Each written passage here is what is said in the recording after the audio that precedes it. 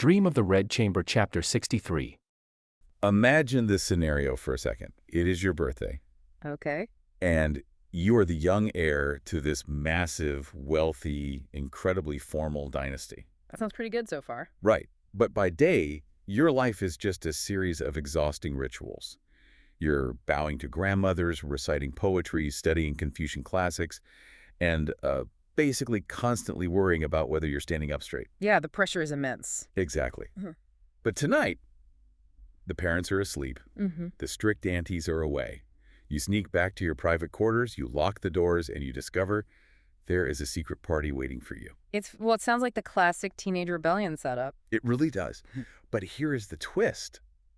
You didn't organize it. You didn't even pay for it. Your staff did. Wow. Yeah. Mm. The maids literally scraped together their own hard-earned wages to throw you a banquet simply because they like you. That's wild. So today we're opening the doors to Yi Hong Yuan, that's Bayou's residence, and we're stepping into Chapter 63 of Dream of the Red Chamber. And this is often called the secret banquet chapter. Right. And while on the surface it looks like a really fun, heartwarming birthday party, if you look at the economics and the sociology, which is exactly what we're going to do today, it's actually something much more radical. Radical is definitely the right word. We're going to look at this sort of state within a state that Bayou and his maids have built. Mm-hmm. We need to talk about the money, specifically the surprising accounting ledger we get in this chapter. And we also need to talk about the fun police. Oh, yes. Represented by a truly terrifying woman named Mrs. Lin. She is a piece of work. And ultimately, we have to ask a question that haunts the whole novel. Is this innocent fun? Or is this the specific kind of internal decay that destroys a dynasty from the inside out? I love that framing. So let's set the scene for everyone. Yeah. Baoyu comes back to his room. He's expecting a quiet night. He goes to wash his hands, maybe get ready for bed, and Jian, who is his chief maid, stops him. Right. She basically tells him, don't worry about dinner, we have handled it. Now, usually in this book, when money is spent, it comes from the central treasury, right? Exactly. It comes from the grandmother or madame. Right. The flow of capital in a feudal household is strictly top-down. The master provides, the servants receive. That is the engine of loyalty in this time period. But Jiren flips the script here. She totally does. Yeah. She pulls out this mental spreadsheet and breaks down exactly where the funding for this party came from. This part fascinated me because it wasn't just a casual, oh, we all chipped in. It was highly structured. It's very precise. You have the senior maids, so Yuren, Qingwen, Shiyu, and Qiwen. They each put in 5 kin of silver. And just for context for you listening, a kin is a unit of weight. It's about 1/10 of a tael. So 5 kin is half a tael. Okay, got it. And then you have the junior maid, Fangguan, Bian, Xiaoyan, and Ser. They each contributed 3 kin. Right. So when you do the math, the total pot is 3.2 taels of silver. Which, I mean, it sounds like a totally random number to modern ears. But in the context of the novel, that is not insignificant pocket change for them, is it? Oh, not at all. It's a massive amount for a maid. That represents a significant chunk of their monthly stipend. Wow. We're talking about disposable income that they really don't have a lot of. But what's really interesting here is the hierarchy. Yes, I noticed that too. Even in their act of rebellion, even in this communal love offering to Bayou, they still maintained the pay structure. The seniors paid more, the juniors paid less. That is so true. They can't escape the hierarchy, even when they're actively trying to escape the rules. It's baked into their DNA. Exactly. But think about the logistics of this. They took this cash, they smuggled it to a Mrs. Liu in the kitchen to prep 40 distinct dishes. 40. Right. Which tells us there's a whole black market economy of favors going on. The maids have their own network. Mrs. Liu in the kitchen isn't cooking this for the family. She's cooking it for the maids, paid for by the maids. And they already had a jar of really high-end Shaxing wine hidden away on site. Ready to go. But here's the character moment I loved. Bayo isn't jumping for joy initially. He already gets really uncomfortable. Yeah, he does. He looks at this massive spread and says, they don't have money, they shouldn't spend it. It's a moment of genuine guilt from him. He knows the natural order is for him to reward them. Right. For them to spend their hard-earned wages on him. It feels wrong to him. It upsets the entire power dynamic. He feels like he's exploiting them, even though he didn't even ask for it. But Qingwen, who is always the sharpest tongue in the room, I mean, she never holds back. She shuts that down immediately. She really does. She frames it as a matter of sing. Heart. Heart, okay. She basically tells him, if you focus on the money, you're insulting us.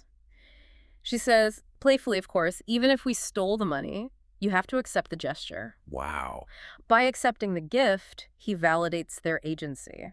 It's a fascinating power shift. Yeah. For tonight, they are the benefactors. He is the recipient. It's creating a little utopian bubble where the usual rules of debt and obligation just don't apply. Exactly. But before the party can really kick off, that bubble almost pops. Oh. There's this brief, really melancholy moment where Bayou asks about a maid named Five, or War. Yes.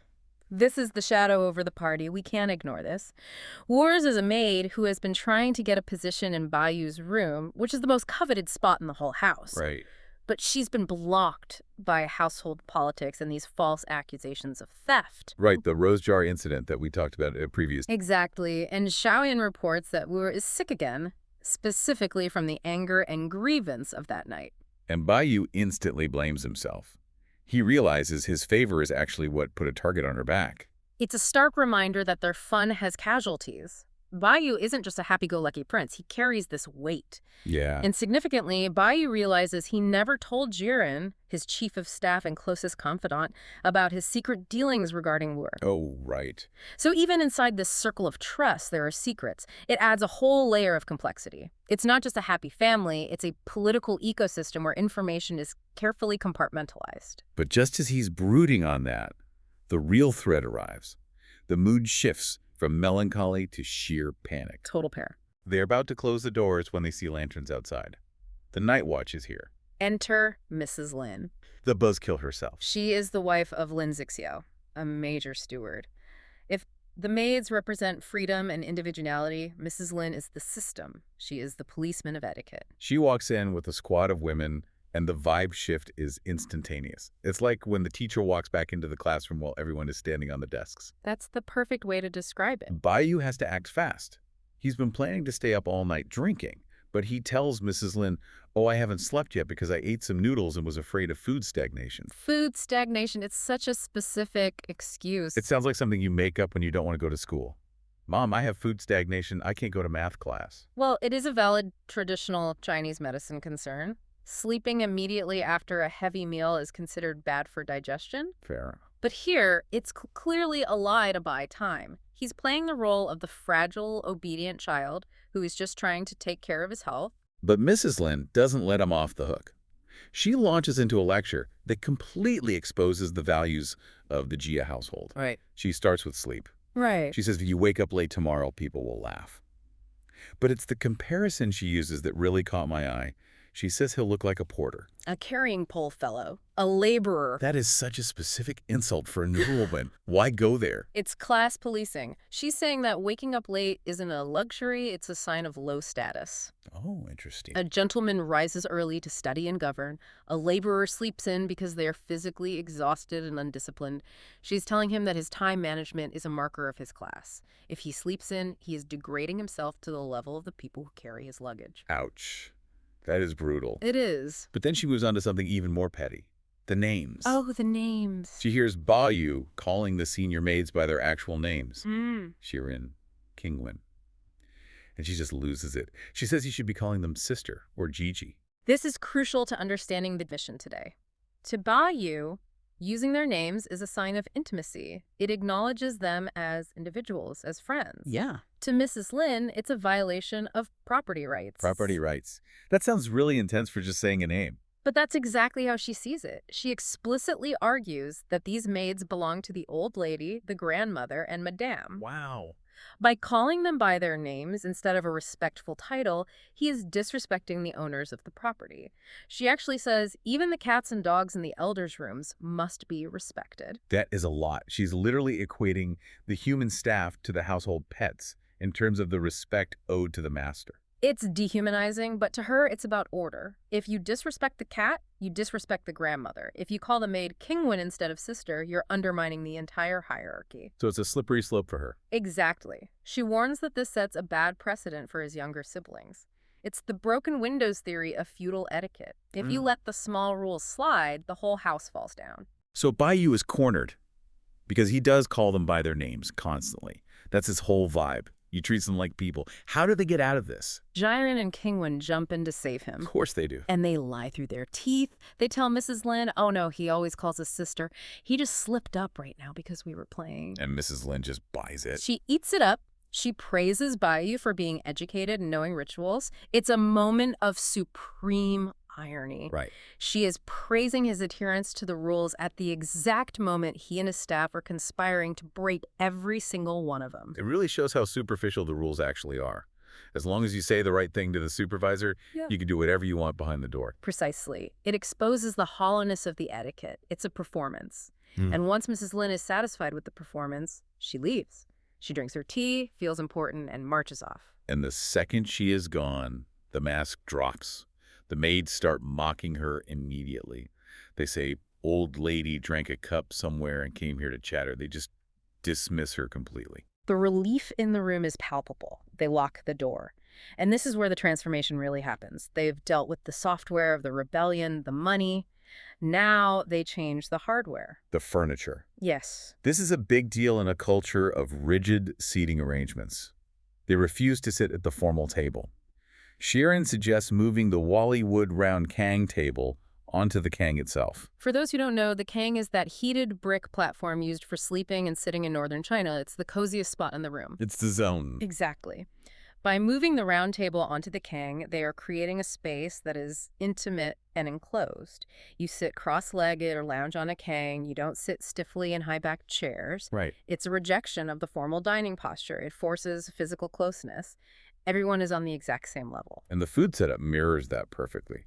40 dishes, Yeah. but they are on these small dingware plates. The text says they are only the size of tea saucers. It's like tapas. It's not a heavy, formal banquet meal where you have to eat in a specific order. All right, the text describes it as mountain and sea, dry and fresh. Just this amazing mix of exotic delicacies and local snacks. It's designed for grazing, for drinking, for pleasure, not ceremony.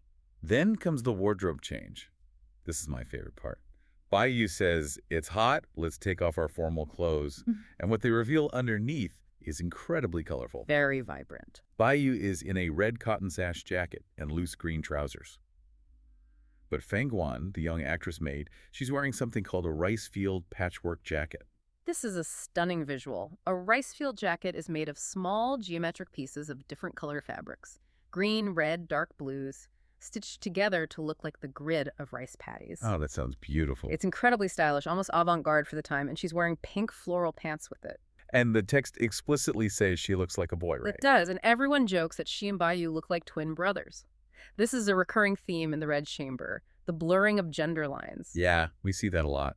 In this private, secret space, the rigid distinction between male heir and female servant, or even male and female, it just dissolves. They are just two beautiful young people looking like twins, mirroring each other. The hierarchy Mrs. Lin tried to enforce just melts away entirely. It paints such a vivid picture. The colors, the informality, so they have a setting, the clothes, the food. Now they need the entertainment. Yeah. They sit in a circle on the Kang. Yeah. And the way they drink, it's not a formal toast. They pass one single cup around. Yun takes a sip, then passes it. It's a communal cup, a literal sharing of saliva. It's incredibly intimate, binding them together in a circle of trust. It basically says we are all one body in this room. That's powerful. So Yeah. Baiyu has to pick the game. He rejects dice because it's too much like gambling, too common. He rejects finger guessing as it's too rough. So he chooses occupying flower names. This is a sophisticated literary game. You draw lots that have a flower name and a line of poetry associated with it. It shows that even though they are rejecting formal etiquette, they aren't engaging in low behavior. They are elevating their private party into a salon. It's high culture in a secret room. But then Zirin points out a practical problem. She says, this game is boring with just us. They need more players. And this leads to the biggest escalation of the night. They decide to expand the conspiracy. Yes. They decide to invite the cousins, Baochai, the precious virtue, and Daiyu, the forest jade. And they throw in Tenchen, the third sister, for good measure. We have to pause on how incredibly risky this is. Oh, no. Bringing the noble female cousins into the boys' quarters at night after the gates are locked, that is a massive violation of segregation rules. If Mrs. Lin caught them doing this, The food stagnation excuse would not work. Not a chance. They would be in serious trouble. We are talking reputation-ruining trouble. They do discuss one exclusion, though. They talk about inviting Chin, another cousin, but decide against it. Why leave her out of the fun? Because she lives with the grand dame, the grandmother. They say it would be too risky and noisy to wake up that household. Ah, strategy. Exactly. It's a tactical decision. They know exactly where the surveillance is heaviest. The grandmother's house is the panopticon. It's the central tower that watches everyone. So they stay away from it. So the plan is set. The maids, Cheyenne and Sire, are sent out into the dark to smuggle the cousins in. Meanwhile, looking at the note, it really feels like the novel's Last Supper moment, doesn't it? That is the perfect way to frame it, actually. It's Baoyu's birthday, and on the surface, it looks like just a fun, secret party. Just kids misbehaving. Exactly. But underneath, this is the author, Cao Fansajin, essentially breaking the fourth wall. He's laying his cards on the table, literally, and telling us exactly how the rest of the story is going to end. And he does it through a game, which is, well, I went down a serious rabbit hole researching this, the flower signature lots. And it honestly blew my mind. It is so intricate. It really is. It is framed as a drinking game, but it's really an oracle engine. It predicts the death, the marriages, and the ultimate fate of every single major character in the room. And the tragic irony is that the characters don't realize it. They have no clue. Right. They are laughing at these prophecies, making jokes about them, while we, the readers, are looking at the fine print and realizing, oh, this is a tragedy in disguise. So we're going to break into this banquet with them, sit on the heated kang next to Baoyu, and decode exactly what those flower lots are telling us. Because if you understand this game, you really understand the entire spiritual roadmap of the book. Exactly. So let's set the scene for everyone listening. It is late at night, which is already a huge violation of the household rule. Pitch black outside. The heavy gates of the garden are completely shut. Right. And inside the House of Green Delights, there's a full-blown conspiracy happening. The maids, like Qingwen, Sheiyu, Shiren, they're basically running a covert ops mission. That's a great point, because usually maids in this era are meant to be invisible, or at least highly subservient. Very much in the background. Yes, but tonight they are the ringleaders. They are actively conspiring to drag the noble young ladies out of their beds to come drink with them. It is a total subversion of the class structure. And I found the whole invitation process hilarious. They send these older women with lanterns out into the dark to go wake people up, and the guests are actually trying to get out of it. Well, who wouldn't at that hour? Right. Bao Chai's like, it's late, I'm sleeping, leave me alone, and Daiyu pulls her classic move. I'm not feeling well. Yes, I'm not feeling well. She's nothing if not consistent. But notice who actually makes it happen. It's Tanshin, Baoyu's half-sister, the really intense one. the strategist. When they finally agree to come, Tanshin is the one who says, if we are doing this, we do it right. She insists on inviting Li Wan. The eldest widow. Right, and Baoqin and everyone else, so it doesn't look improper. Even in a secret illicit conspiracy, she is managing the PR. She cannot turn it off. Yeah. So they drag everyone in, even Jiangling gets pulled into this. They push all the tables together on the kang, that raised, heated platform they sit on. And before we even get to the game itself, I have to point out one detail that I absolutely loved here. It's the way Baoyu acts toward Daiyu. Oh, the backrest moment? Yes. The backrest. Everyone is being chaotic, right? They are finding seats, pouring wine, shouting over each other. But Baoyu is laser-focused on Daiyu. He always is. He's like, Cousin Lin is afraid of the cold. And he personally arranges her cushions and creates this little spot for her against the partition so she won't feel a draft. It is such a quiet, devastatingly intimate moment. It really is. He isn't performing for the group. He is just instinctively protective of her comfort. It shows that even in this crowded, noisy room, they are still sort of existing in their own private orbit. It's adorable. Yeah. But okay, eventually everyone is settled, the wine is warm, and Qingwen brings out this bamboo cylinder. Now, for those who haven't played a juling, a traditional Chinese wine game, this is not like flipping a coin or playing beer pong. No, this is high-level literary stuff. Extremely literary. So what exactly is in this cylinder? It's filled with carved ivory tags or lots.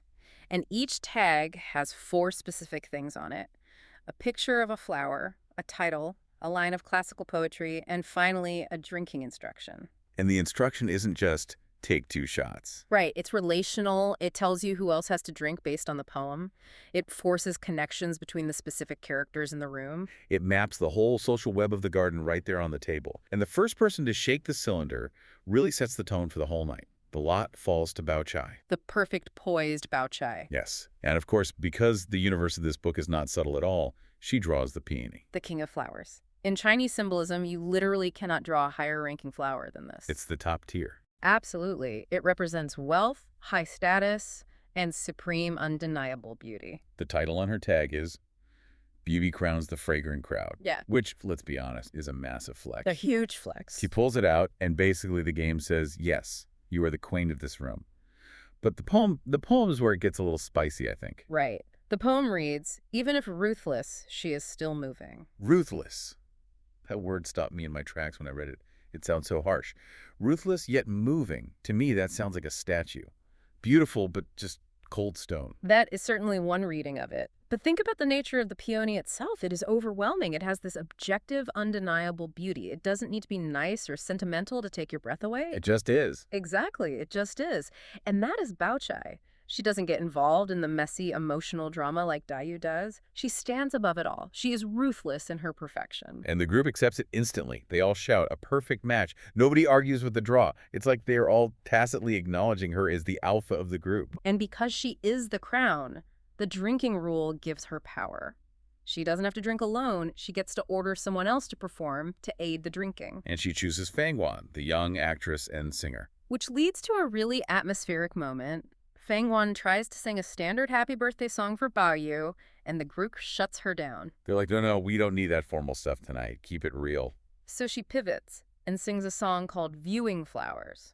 But the lyrics are incredibly melancholic. I was reading them, and it is all about sweeping up falling flowers, separated lovers, and leaving regret with the peach blossoms. It is such a stark contrast. They are celebrating a birthday, they are drinking warm wine, Bao Chai has just been crowned queen, and yet the soundtrack is this song about loss and separation. That is the dream of the Red Chamber aesthetic in a nutshell, isn't it? Joy is always laced with the premonition of loss. Always. And Bao Yu is the only one who really hears it. He is holding Bao Kai's ruthless poem in one hand, listening to these intensely sad lyrics, and he's just captivated. He is vibrating at a completely different frequency than everyone else in the room. Well, he is about to get a lot more to worry about. The game moves on. Xiang Yin grabs the lot and tosses the dice back. They roll again, and this time it lands on Tanshin. Tanshin, the capable sister, and she draws the apricot blossom. The title is Celestial Quality from Jasper Pond. Sounds very fancy. But the poem says, red apricot by the sun leans on clouds, and the note underneath, oh boy. The note is very explicit. It says, the one who draws this lot will find a noble husband, and it instructs everyone to drink a congratulatory toast. And the group immediately jumps on this. They joke that since the family already has a royal consort, Bayu's older sister who is in the palace, Tanshin might be next. They're basically saying, we already have a queen, are you going to be a princess? But Tanshin's reaction is very telling. She is embarrassed. She tries to throw the lot on the floor. She calls it men's nonsense. Men's nonsense. I love that attitude from her. She wants to be judged on her competence and her management skills, not her marriage prospects. But the prophecy is accurate, isn't it? She does become a royal consort eventually. She does. But remember, in this novel, marrying a prince is not a Disney fairy tale. It means being sent thousands of miles away to a foreign land, never see your family again. Oh, wow. Think about the poem. The apricot leans on the clouds. It is high up, yes, but it is distant. The game is telling her she's going to win the game of status, but she's going to lose her home and her family. Oof. Winning but losing. That brings us to Li Wan. She draw the old plum blossom. Cold beauty in frosty dawn. That phrase, old plum, feels a little mean for a young woman, even if she is a widow. It is highly symbolic. The plum blossom blooms in the dead of winter on frozen, dead branches. It represents resilience in a frozen world. Her poem is Content in Bamboo Fence and Thatched Cottage. Which is basically her life in the garden. She is technically royalty in this incredibly wealthy house, but she chooses to live like a nun. Right. And look at her drinking rule. It says, drink alone. She doesn't invite anyone else to toast. It is a moment of total isolation. While everyone else is connected by these complex rules and shared cups, the widow drinks by herself. She watches the rise and fall of all the others, surviving, but entirely alone. That is a quiet tragedy happening right in the middle of a party. But we really need to lighten the mood after that, and thankfully, the dice land on Jiang Yun. The pure agent of chaos. Yes. She draws the crab apple or the heitang flower. and the title is Fragrant Dream Deep in Sleep. The poem reads, "Only fear that deep at night the flower falls asleep."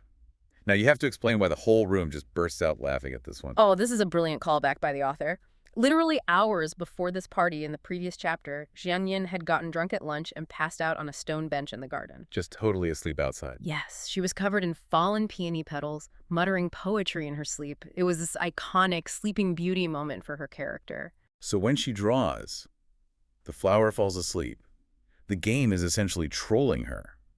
It is directly referencing her own drunken nap from that very afternoon. Precisely. It is a moment of pure, unadulterated comedy. And the rule for this lot is really clever. Because the flower is asleep, the drawer doesn't drink.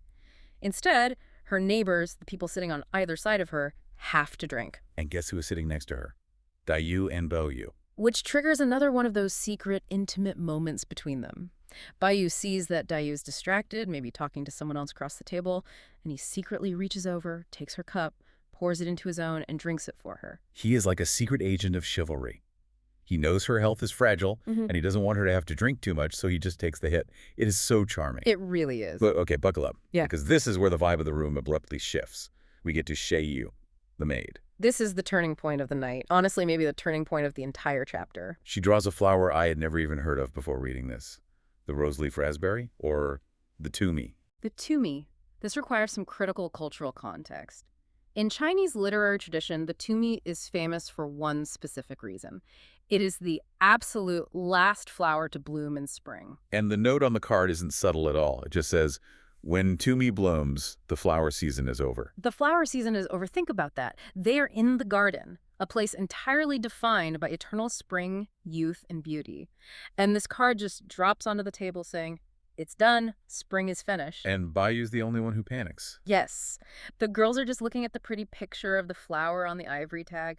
But Bayu knows the poetry. He reads that line and he physically recoils. He frowns. He obviously tries to hide the stick from the rest of them. He starts saying, let's just drink, don't read it. He is frantically trying to censor the prophecy. He knows that end of spring means the end of their youth.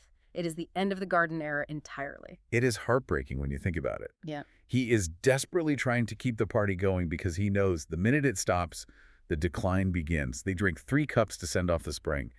That is incredibly heavy. It is. And right after that heavy omen, the dice land on Dayu. The narrative sequencing here is just brutal. Right after the spring is over, we get Dayu drawing the hibiscus. Wind and dew clears sorrow. I mean, if that isn't a brand description for Lin Dayu, I don't know what is. It is her absolute essence. The poem says, do not blame the east wind, but sigh for oneself. It is an acceptance of her tragic nature. She is always lamenting her fate, feeling buffeted by the wind of her circumstances. But look at the drinking rule here. This is what fascinates me the most. The rule says, self-drink 1 cup, and the peony accompanies with 1 cup. It links the hibiscus, which is Dayu, directly to the peony, which is Bao Chai. The game is saying, you two are the duality. You are the only ones on the exact same level. And everyone agrees with it. They say, except for her, nobody is fit to be the hibiscus. Even Dayu smiles at that. It feels like a rare moment of peace between the 2 rivals. It is. It is an acknowledgement by the whole room that they are the 2 poles of the garden, permanently bound together. And finally, we have one last major draw to talk about. Sharon, the head maid. She draws the peach blossom. Peach red is another year of spring. Another year of spring. That sounds hopeful, doesn't it? Especially compared to the end of spring card we just saw with Sheiyu. It is hopeful, but it also strongly implies separation. In the source material, the phrase another scenery at Willing implies discovering a separate world, a completely different life outside of the one you know. It foreshadows her leaving the family, right? Exactly. While Dayu and the others are intrinsically tied to the garden's fate, the peach blossom suggests Sharon will survive. She will find a new spring somewhere else. She ends up marrying the actor, Tiguan, later in the story. She survives the crash of the household. The drinking rule for this one was easily the most complex of the night. It said anyone with the same age, birthday, or surname had to drink.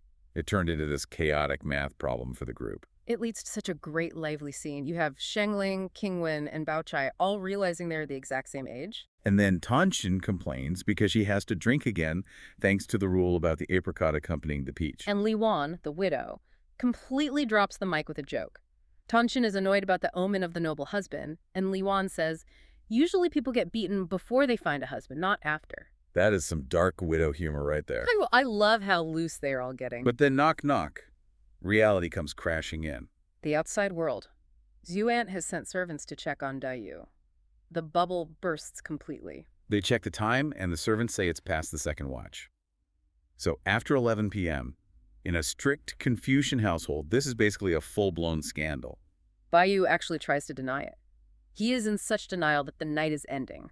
He checks his own watch and claims it is only 10 minutes past the rat hour. He is bargaining with time again. But they can't deny it. The girls are saying, this is already a violation. This is unseemly. The transition from let's party to we are in serious trouble is instant. But not before one final ritual. They drink a separation cup together. The lamps are lit, and the maids escort the guests back across the Kinfang Bridge. Okay, let's shift scenes. You know that specific feeling when you wake up right after a night where things went just a little too far? Oh, yeah, the classic morning after regret. Right, exactly. The headache is there, pulsing behind your eyes, sure. But it's more about the visual chaos of the room. Like the empty bottles and weird stains. Yeah, you look around and see empty bottles rolled into corners, stains on the rug you can't quite identify, and people asleep in places they definitely shouldn't be. It's the universal language of the morning after, a scene that transcends time periods, really. It really does. Usually when we picture that scene, we're thinking of a college dorm or maybe a reckless weekend in Vegas. We definitely do not picture the hyper-strict, ritual-obsessed world of the Qing dynasty aristocracy. No, we picture them sipping tea with perfect posture. Right. Not passed out on top of each other. It creates quite a cognitive dissonance. Specifically, the aftermath of the secret party in Chapter 63.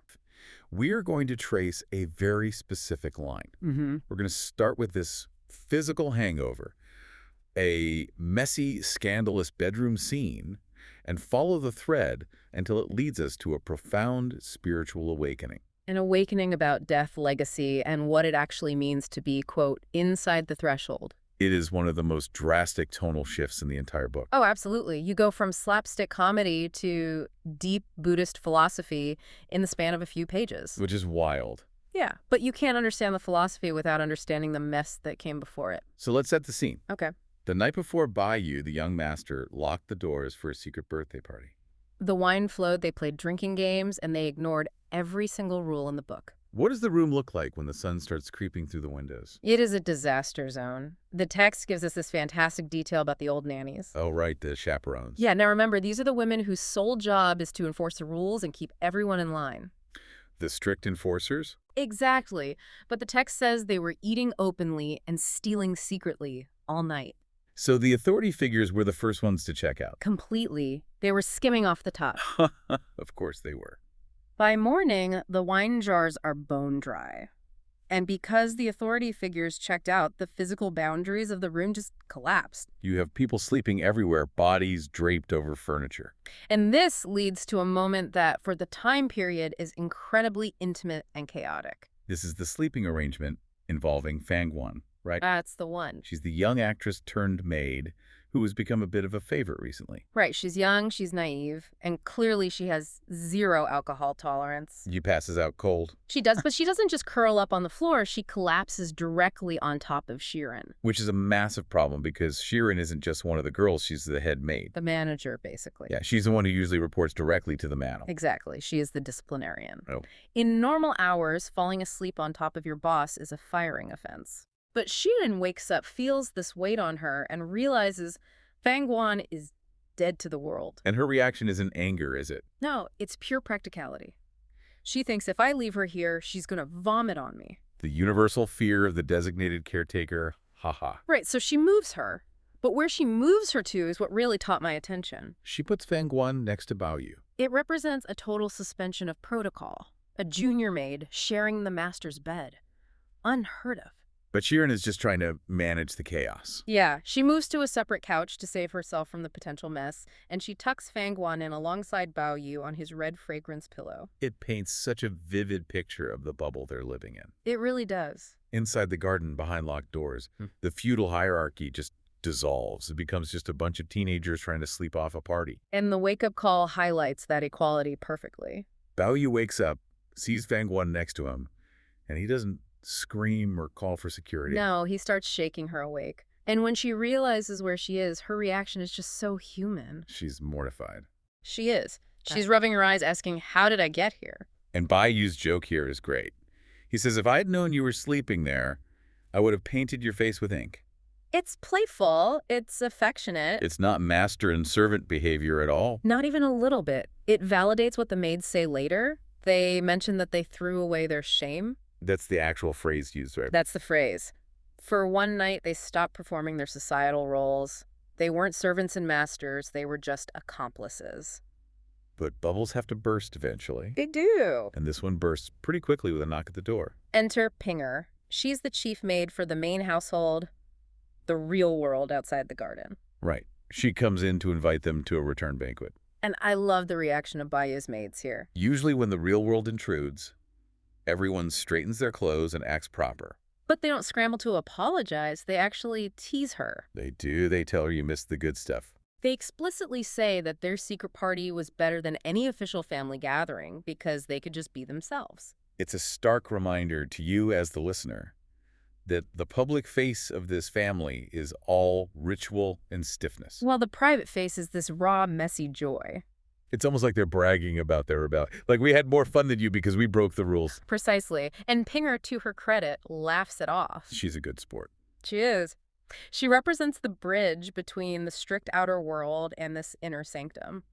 But the party is officially over. Right. Everyone washes their face, fixes their hair, and tries to look presentable again. And this is where the whole dynamic pivots. We're moving from the physical mess to a mental puzzle. Bayou is at his desk, trying to get his act together, and he finds something shoved under his inkstone. A pink piece of paper.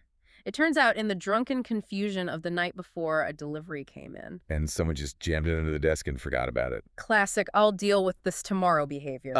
Exactly. So Bayou pulls it out. It's a birthday card. But it's not from a family member. Oh, it's from Miaoyu. The nun.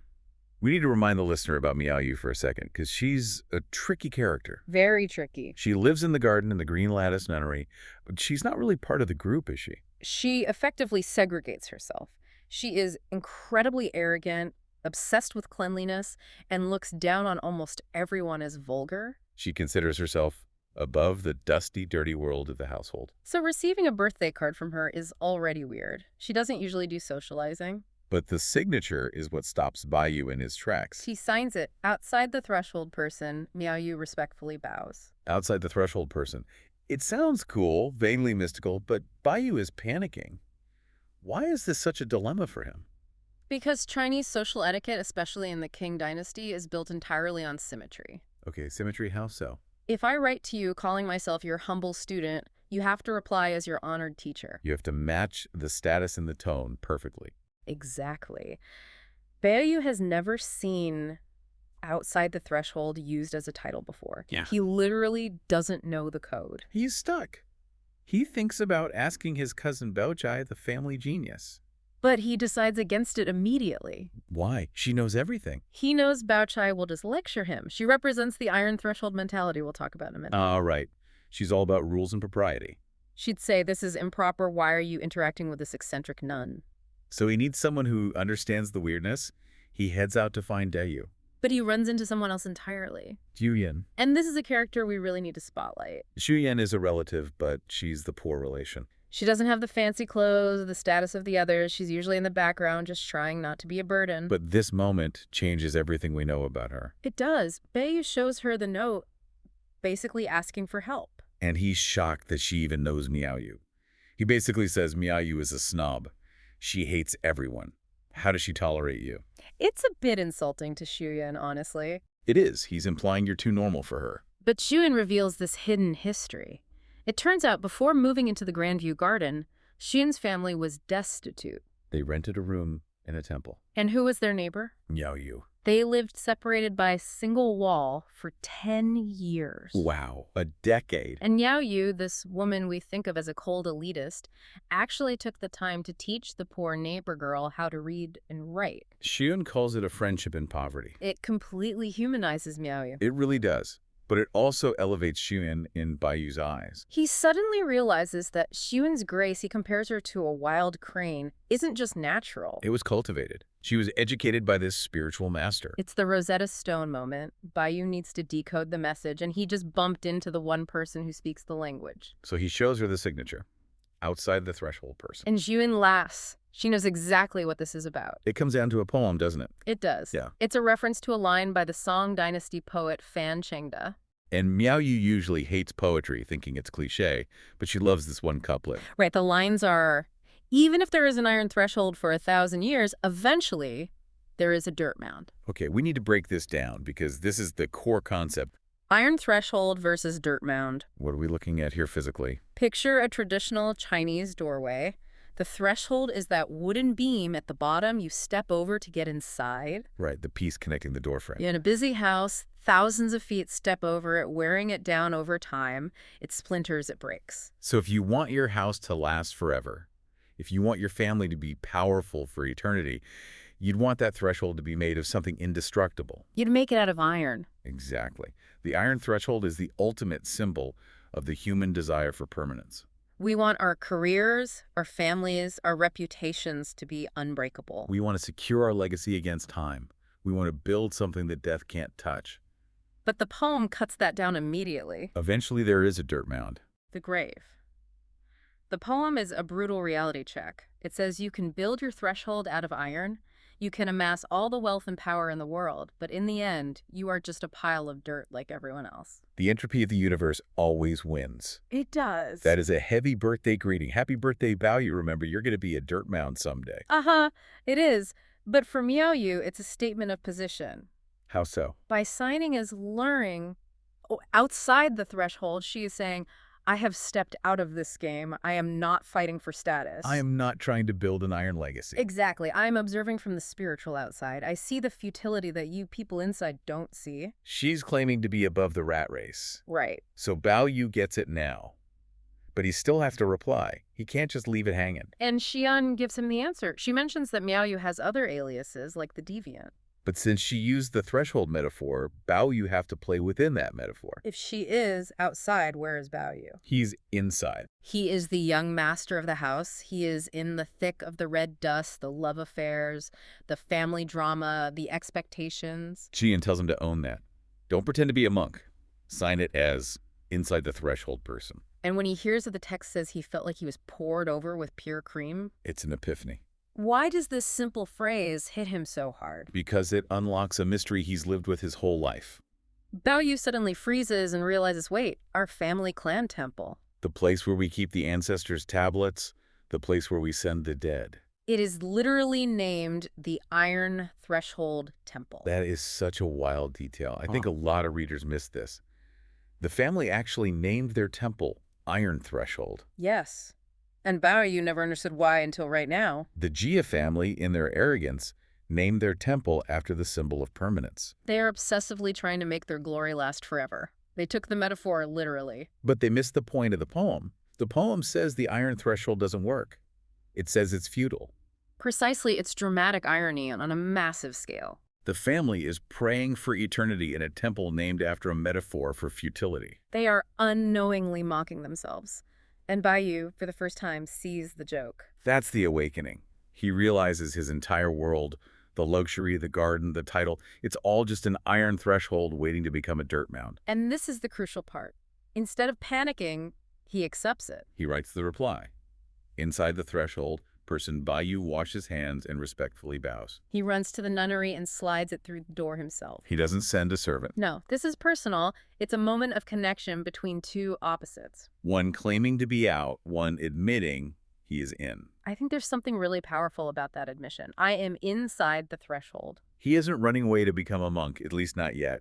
He's saying, I am here in the mess, but now I know it's a mess. It's the difference between being trapped in a maze and knowing you're in a maze. The walls are still there, but your perspective has shifted completely. He realizes that the drama, the fighting for status, the mourning after regrets, it's all part of the inside.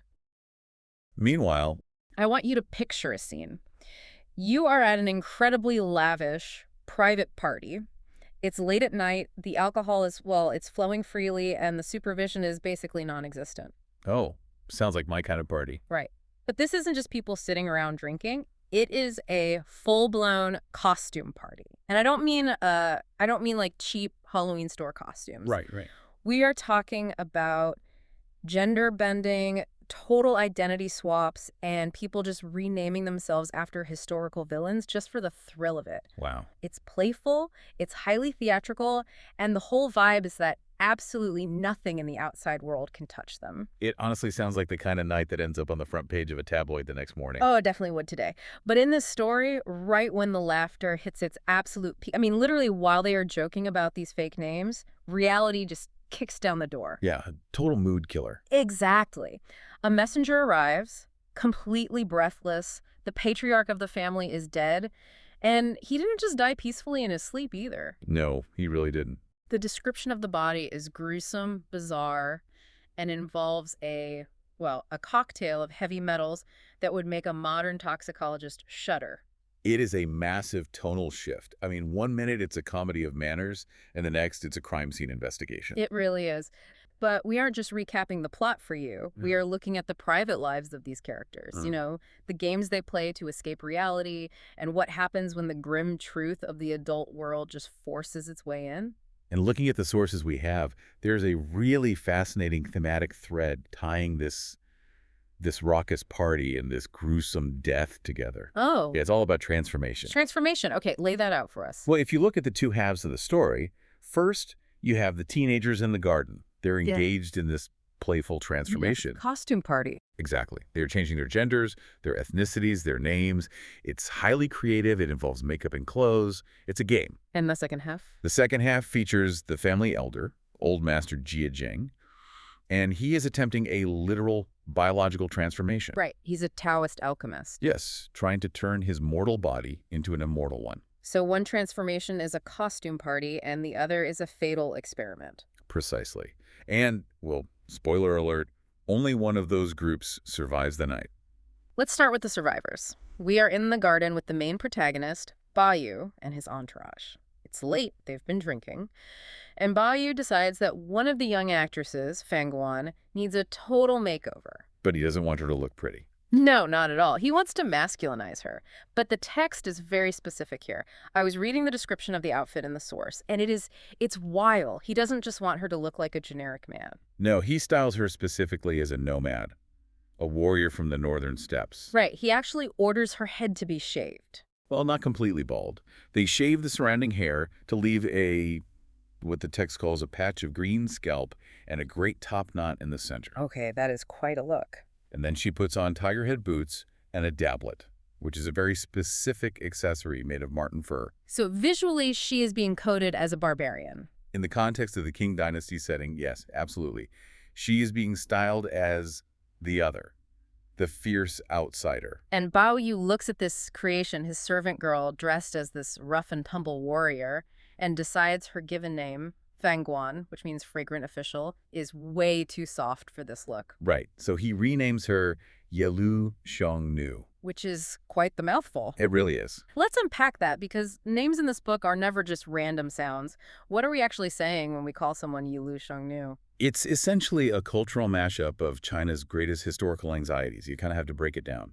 Yilu is the surname of the Khitan people. The ones who founded the Liao dynasty. Exactly. They were major rivals to the Chinese court in the north. Okay, so that's one historical rival right there in the first half of the name. And then Xiongnu refers to the Huns, the ancient nomadic confederation that just terrified the Han dynasty for centuries. Oh, right.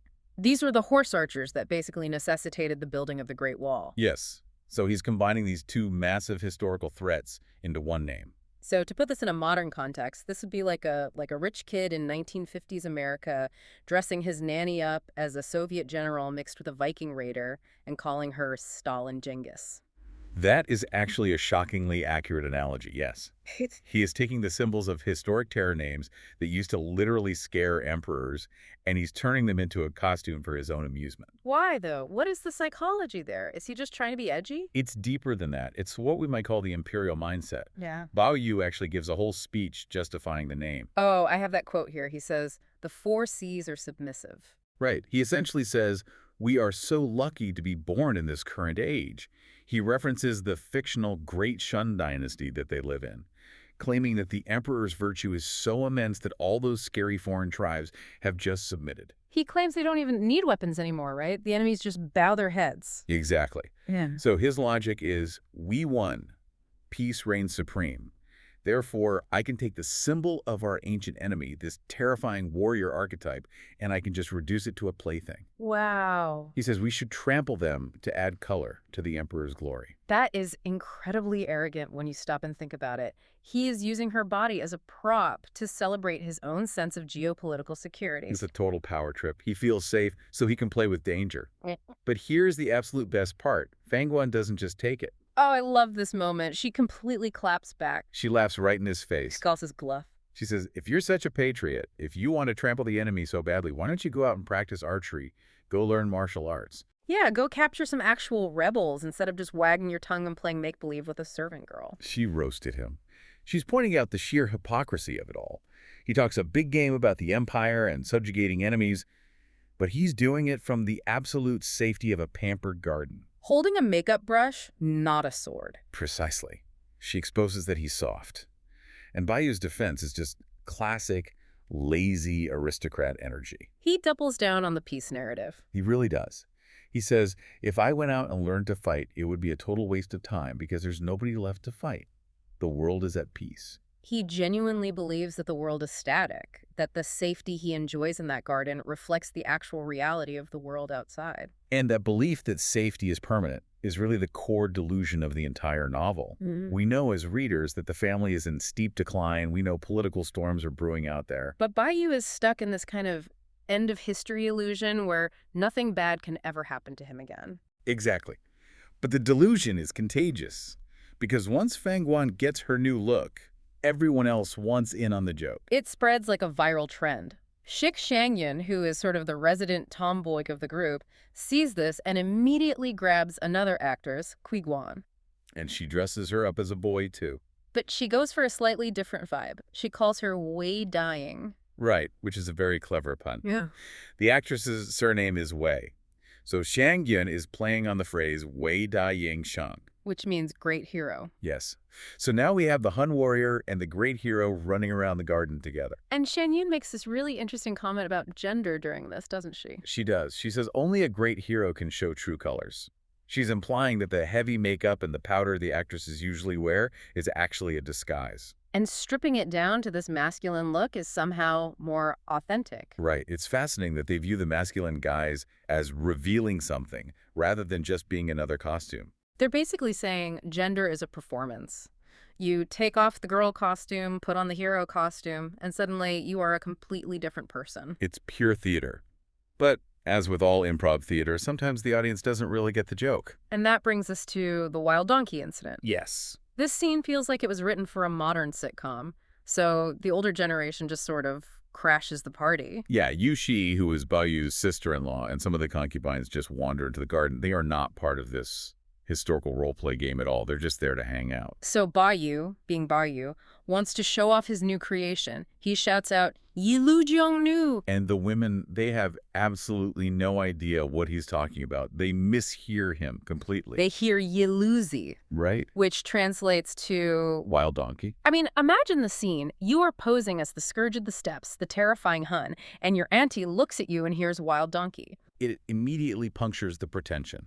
The text says everyone laughs until they collapse. They are literally worried about popping a yolk from laughing so hard. It deflates Baoyu's grand imperial narrative instantly. It's a reality check. You can call yourself a warrior, but to the outside observer, you just look ridiculous. And it forces Baoyu to pivot. He realizes Yilu Xiongnu is a liability, because it sounds way too much like a barnyard animal. So he decides to rename Fangguan again. And this time, he swings to the complete opposite end of the spectrum. He just drops the warrior act entirely. Yes, he renames her Wendu Lina. He claims it's a foreign phrase from Haishi Fulangxia, which is essentially a garbled reference to France or the West, meaning gold star glass or a precious gem. Is that even historically accurate? Oh, it's likely total nonsense he picked up, or maybe a bastardization of a Western word he heard from a missionary or a merchant. But the key is the shift itself. He goes from a name meaning fierce enemy to a name meaning fragile, precious object. And eventually they just shorten it to glass or boli. So Fangguan goes from flower to Hun warrior to wild donkey to glass, all in the span of, what, 3 hours? He just shows how fluid identity is in this garden. Hmm. People are toys to be named and renamed for amusement. It's all very light, airy, and fun. Until it isn't. Until it isn't. Because right in the middle of this game, literally while they are still joking about the wild donkey panic strikes. News comes from the East Mansion. The old master, Jing, has died. And this is where the tone of the source material shifts violently. We go from gold star glass to a corpse with a belly hard as iron. Yeah. So let's talk about Jing. We haven't seen much of him in the book because he has been living in a monastery outside the city, right? Correct. He abandoned his family duties years ago to focus entirely on Taoist cultivation. Mm-hmm. He's interested in running the estate. He wants to become an immortal. And when the news breaks, we immediately get two conflicting stories. There's the PR version and there's the real version. What is the PR version? The servants and the Taoist priests run in saying, the master has practiced his exercises every day and his merit is finally complete. He has ascended to become an immortal. Ascended? So in their telling, he didn't die, he just leveled up. Exactly. They use the phrase, shed his skin and left the sea of suffering.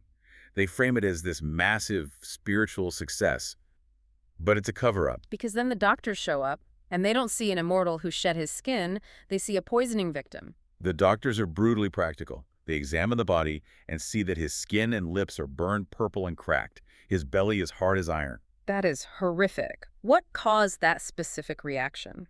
The diagnosis in the text is swallowing golden sand. This refers to alchemical elixirs, specifically those containing cinnabar and mercury. Cinnabar. That is mercury sulfide, right? The bright red stuff. Yes. In Chinese alchemy, called huaidan, cinnabar was highly prized because it's red like blood, but when you heat it, it separates and produces liquid mercury. Which looks like liquid silver and doesn't tarnish. Exactly. To the ancient mind, that looked like the key to eternity. Changeable, yet permanent. So he was eating heavy metals thinking they were vitamins for his soul. And not just casually. The text mentions he took a secret formula during the Gengshen vigil. Now, I saw that term Gengshen in the notes. That sounds like a very specific ritual. What does that entail? This is a real deep cut of Taoist lore involving the three corpses, or sanqi. The belief was that the human body hosts three parasitic spirits. On Gengshen days, which occur every 60 days in the calendar while you sleep, these spirits ascend to heaven to report your sins to the celestial bureaucracy. And if they report your sins, your lifespan gets shortened. Exactly. So the strategy is simple, don't sleep. So the logic is, if I stay awake all night, the snitch spirits can't leave my body. Right, so Jing combined extreme sleep deprivation with a massive dose of mercury to suppress these spirits. That is a recipe for disaster. It's a recipe for organ failure. The fire of the medicine burned him from the inside out. The hard belly was likely massive internal swelling and gas buildup. There is such a dark irony here. While the kids were staying up late playing dress-up, the old man was staying up late poisoning himself. That is exactly the parallel the author is drawing. Both groups are engaged in play. The kids are playing at being warriors. The old man is playing at being a god. But the old man's game has consequences. Lethal ones. And this leads to the aftermath, which is just as revealing as the death itself. The head of the household is dead. But where are the men? Where is Jiazhen, the son? Where is Jia Lian? They aren't there. The source notes the senior male heirs are absent, probably off on official business or... So this massive crisis falls directly into the lap of Yushi, Jiazhen's wife. And I have to say, she handles it like a boss. The contrast between her and everyone else is striking. She is incredibly capable. She steps into the power vacuum instantly. She knows something smells fishy, literally and figuratively. The first thing she does is lock up the Taoist priests. She puts them in jail. She locks them in the temple to await interrogation. She knows this ascension story is a total cover-up for malpractice, and she needs to secure the witnesses before the magistrate arrives. And she has to deal with the body, and there's a specific taboo mentioned here regarding the location, right? Yes. Because he died outside the city at the monastery, she cannot bring the body back into the family home within the city walls. It is considered very bad luck to bring a corpse in through the gates. Plus, practically speaking, it is the middle of summer. And a body full of mercury with a belly hard as iron. Is decomposing rapidly. The swelling mentioned in the text suggests gas buildup. It's a biological nightmare. So she arranges for the body to be moved to the Iron Threshold Temple. She handles the logistics, the coffin, the timing. Contrast this with Bayou. Bayou is sitting in the garden saying, "The world is at peace. I don't need to do anything." Meanwhile, Yushi is dealing with rotting corpses, locking up suspects, and managing a massive funeral because the peace has just been completely shattered. The scene shifts abruptly. Picture a split screen in your mind, like a movie setup. Oh, I love a good visual. Right. So on the left side of the screen, you have the Emperor of China. He is the absolute moral authority of the Lamb, the Son of Heaven. And he is literally sitting there writing a decree to honor a specific family for their incredible virtue, their loyalty, and their deep, profound filial piety. Yeah, he's moved to tears by it. Exactly. The whole court is singing praises. It is the ultimate public relations victory for this family. It creates this really beautiful image of a harmonious society, doesn't it? Like the benevolent ruler rewarding the perfectly virtuous subject. It's perfect. But then you cut to the right side of the split screen. You zoom in on the grandson of this newly deceased honored man. Right. He is back at the family mansion wearing his sacred mourning clothes, which, as we know, is a huge deal in this culture. A very strict uniform. Yeah, and what is he doing? He's in the back room, engaged in some of the most shameless, borderline, incestuous flirting imaginable, while literally citing historical corruption to justify why it's totally fine for him to be a degenerate. It is such a jarring contrast. Yeah. I'd actually argue it's one of the most brutal cuts in all of literature, which is such a pivotal section. It really is. We are looking at the events immediately following the death of Jing. We need to look at how the Jia family manages the logistics of death, which is surprisingly complex. Very complex. And how that specific administrative chaos basically pulls back the curtain on the moral rot eating the family from the inside out. That's a really great way to frame it. Because on the surface, I mean, this is about funeral arrangements, right? It's about coffins and ranks and rites. Sure. But if you look a little closer, it's actually about what happens when authority creates a vacuum. It's about what happens when the cats are away and the mice just decide to burn the entire house down. So let's set the scene for you. Jing has died. He was the head of the Ning branch of the family, but he was off living as this Taoist recluse eating heavy metals, trying to become immortal. As one did. Right. And now he's gone, panic mode sets in. But here's the problem. Who is actually running the show? Because usually in a massive estate like this, there is a very strict, very clear chain of command. This is a critical point to understand the whole chapter. The normal chain of command is just completely broken down. Utterly. In the wrong mansion, Wang Shifeng, who is the usual power player, the woman who runs everything with an absolute iron fist, she's sick. She physically can't come out of her room. And Li Wan is busy looking after the sisters. Exactly. And then there's Bao Yu, right? Well, the text basically says Bao Yu, quote, doesn't understand practical matters. Yeah. Which is just a really polite way of saying he's entirely useless in a crisis. Right. He's great at writing poetry, but he is terrible at logistics. So you have this massive estate with hundreds of people living there, and the leadership suddenly falls to what we might call the B team. The bench warmers. Yeah, the text actually lists them all out. You've got Jia Guan, Jia Ying, Jia Chang, and Jia Ling. It sounds like a roll call of people we barely ever see. It's like when the substitute teacher shows up and none of the kids know who they are. That is exactly it. These are second-tier stewards. Yeah. They're usually lingering in the background. But suddenly, they are the ones holding the keys to the castle. And amidst this massive reshuffling, there is a very specific domestic arrangement made that seems minor at first, but acts as the catalyst for literally everything you're about to discuss. You're talking about Yushi, right? Jia Zhen's wife. Correct. So Yushi is the mistress of the Ning mansion. But because Jia Jing died at a monastery outside the city walls, she has to stay out there to manage the body. She can't go home to watch over the main house. So the house is empty. Right. And she needs someone to house at the mansion. So she calls in some reinforcements. She brings in her stepmother, Old Lady Yu. And along with her, the stepmother brings her two unmarried daughters, second sister Yu and third sister Yu. And just to clarify the family tree here, because keeping track of Red Chamber genealogy is basically a contact sport. It really is. These are Yushi's stepsisters. Yeah. So they aren't blood related to the Jia men, but they are technically aunts by marriage to the younger generation like Jia Rong. Okay. And that generational gap in this culture is supposed to command massive respect. Wow. You just do not mess with their aunts. Right. So the setup for you to picture is this. The masters are all away dealing with the body. The huge house is empty except for these two young unmarried women and their elderly mother. It sounds like the setup for a bad sitcom. Or in this case, a tragedy. It's basically a lawless zone. Yeah, a total lawless zone. It creates a space with zero oversight. And before we see how that space is abused, we really have to understand the pressure the family is under from the outside world. Because this isn't just a private, quiet family funeral. Oh, no, not at all. This is a state event. And this is where the irony really kicks into high gear. The emperor hears about Jing's death. Now remember, Jing was a recluse. He wasn't actively serving the court. He was basically a white-robed commoner at this point. But the emperor is described in the text as being extremely benevolent and filial. He values the performance of family duty above almost anything else in his empire. Right. So when the Ministry of Rights submits the official report, the emperor doesn't ask, "What has this guy done for me lately?" He asks about his ancestry. He looks at the family's historical resume. And because Jing's ancestors were huge deals, like dukes and founders of the actual dynasty, the emperor decides to go all out. The list of honors is actually kind of staggering for a guy who died trying to make immortality pills in the woods. It really is staggering.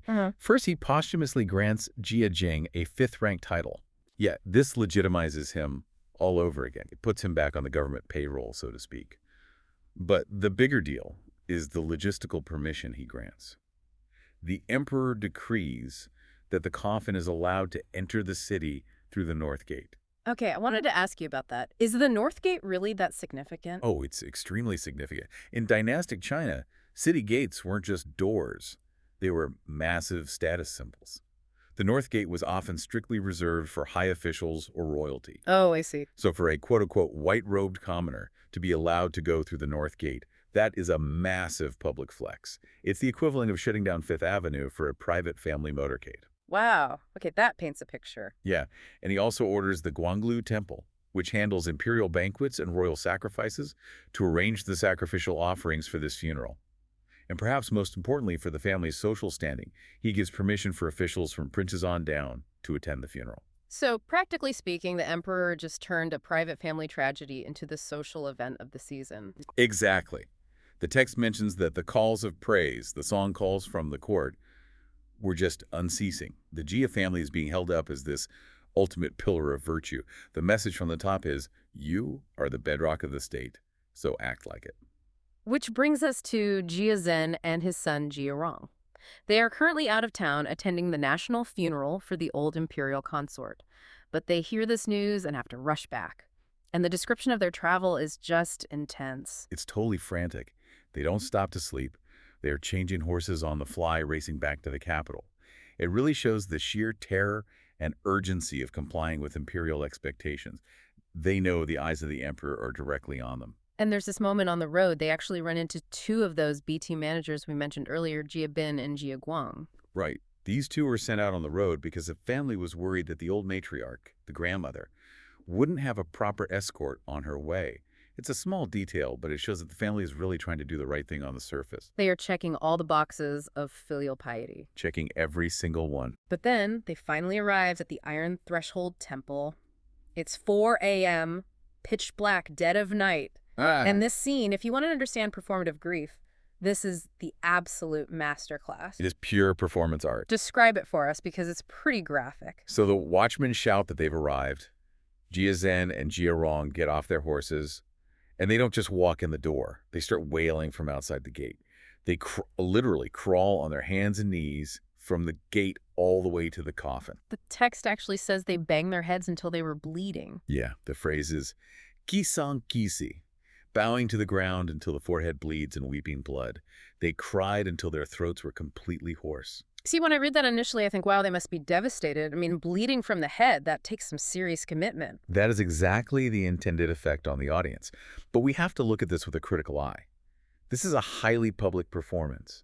The magnitude of their grief has to match the magnitude of the emperor's grace. If the emperor honors you with the North Gate, you cannot just shed a polite little tear. You have to bleed. It's a transaction. You gave me honor, I give you a public spectacle. That makes it even darker. Because the moment the camera stops rolling, so to speak, the vibe changes completely. It's like an actor walking off stage and immediately lighting a cigarette. And that transition happens almost instantly. Jia realizes he needs someone to go back to the city, to the Ning mansion, to manage the logistics there. He needs the house prepped for when the coffin arrives. So he sends his son Jia, Right. Jia, who was just weeping blood and crawling on the floor a minute ago, he just wipes his forehead, jumps on a horse, and rides back to the city. We go from the Iron Threshold Temple, which is cold, solemn, and hyper-performative, to the intimate, totally unsupervised space of the home. Jia arrives. He barks out some orders to the servants, move the tables, hang the morning drapes, set up the drum towers. He's doing his job. He's setting the physical stage for the funeral. But then he goes into the inner rooms, the upper rooms where his step-grandmother and those two aunts, the Yu sisters, are staying.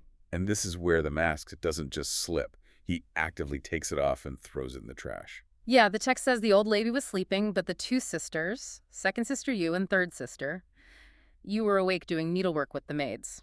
Jia walks in, and his first move isn't to bow or to speak respectfully to his elders. He looks at second sister Yu and says, "Grinning second aunt, you're here again. My father is really missing you." Stop and think about that sentence for a second. My father is missing you. He is speaking to his father's wife's sister, and he's insinuating that his father, who is currently supposedly weeping over a coffin at a temple, is actually pining for her sexually. It's wildly inappropriate. I mean, it essentially implies incest. It disrespects his father. It disrespects the aunt. And remember, he's saying this about the man who is ostensibly the chief mourner right now. It creates this dirty little conspiracy between them. And second sister Yu, to her credit, or maybe just as part of their weird dynamic, she reacts. She grabs an iron, like a literal flat iron used for pressing clothes. Yes, she brandishes it at him. And she threatens to hit him with it. Yeah. She says, "If I don't curse you out every few days, you forget your place. You're supposed to be a young master from a noble house studying rights, but you act worse than a beggar from the gutter." She calls him out perfectly. She highlights that massive gap between his social status reading books and learning rights and his actual gutter behavior. She's identifying the rot right there. But Jia doesn't back down at all. He doesn't apologize. He actually plays along. He puts his head in her lap. It's just a game to him. He rolls into her lap to, quote-unquote, beg for mercy. Then the third sister joins into Tara's mouth. It's a chaotic, highly physical, flirtatious pile-on. And we have to keep reminding ourselves, he is wearing morning clothes. This is what they call hot morning. The body isn't even cold yet. That's the key context here. In traditional Chinese culture, the period of mourning requires very strict abstinence. No entertainment, no pleasure, and certainly no sexual play.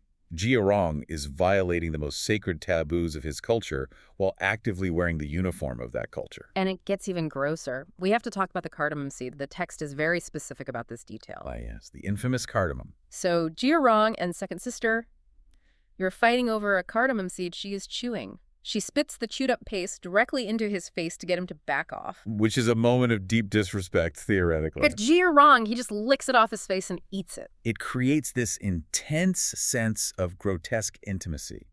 It blurs the lines between fighting and foreplay in a way that is deliberately meant to make the reader uncomfortable. It shows that Jia has absolutely no boundaries. He will consume anything, even his own shame. And it's not just us, the modern readers, who are uncomfortable with this. The maids who are in the room are horrified. This is a really crucial narrative device by the author. Sometimes we as modern readers might think, oh, maybe standards were just different back then. But the author gives us the maid's reaction to ground the morality of the scene. The maids speak up and say, "You have hot morning on your body. The old lady just fell asleep. You guys may be young, but she is your aunt. You have no respect for the mistress of the house." They explicitly warn him. They say, if people find out, you'll be in deep trouble. People will gossip. They're desperately trying to pull him back into the world of rules and consequences. And this is the moment. Because Jia response to this warning isn't to say, "You're right, I'm sorry." His response is essentially a manifesto of corruption. It's like a defense attorney's closing argument for complete nihilism. He starts by quoting a saying. He says, "Dirty Tang, stinking Han." Zhang Tang Chou Han. We really need to unpack this historical reference. The Han and Tang dynasties were the absolute peaks of Chinese civilization. We are talking high culture, beautiful poetry, military power, the golden ages.